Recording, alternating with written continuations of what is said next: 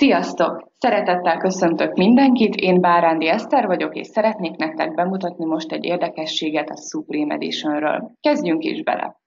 Az OCO, vagy teljes nevén One Cancels Other megbízást a Supreme Edition eszközeinek az egyike, ami szó szerint azt jelenti, hogy az egyik törli a másikat típusú megbízást helyezünk el. Két fajtája van, az OCO kitörés és az OCO visszatérés. Nézzük is az elsőt.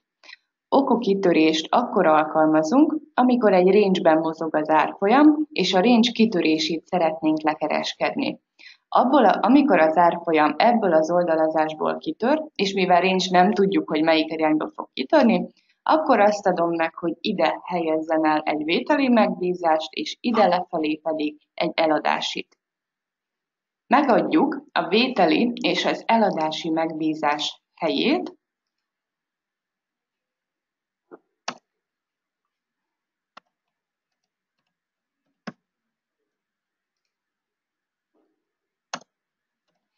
majd a lot méretet, amivel kötni szeretnénk, és miután mindent kitöltöttünk, nyomjuk meg a megbízás gombot.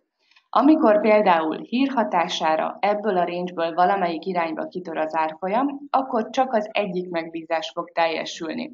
Ha például fölfelé tör ki az ár, abban az esetben a másik kötésünk kitörlődik, mert a felfelé kitörés van a robot szerint érvényben, így ezt fogja végrehajtani. A másik ugyanilyen típusú One Cancels Other megbízás az OCO visszatérés, amikor az ellenkezője történik. Tehát egy range-ben mozog az árfolyam, és nem fog belőle kitörni.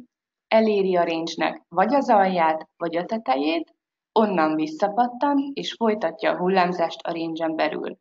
Amikor ide leér az árfolyam, elhelyezünk egy vételi megbízást, majd amikor eléri a range tetejét, akkor arra számítunk, hogy visszapattan róla, ezért ide egy eladási megbízást fogunk elhelyezni. Szintén kiválasztjuk a lot méretet, majd miután mindent kitöltöttünk, nyomjuk meg a megbízás gombot.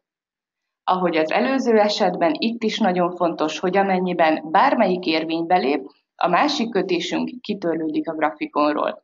Az OCO kitörés és OCO visszatérés nagyon hasznos és kényelmes eszköz azok számára, akik range-ben kereskednek, különösen akkor, ha hírek idején gyorsan kell kötést elhelyeznünk. A következő videóban egy újabb hasznos eszközt fogok nektek bemutatni. Addig is próbáljátok ki és használjátok az OCO megbízásokat, hogy hogyan is lehet velük kötni. Köszönöm szépen a figyelmeteket, sziasztok!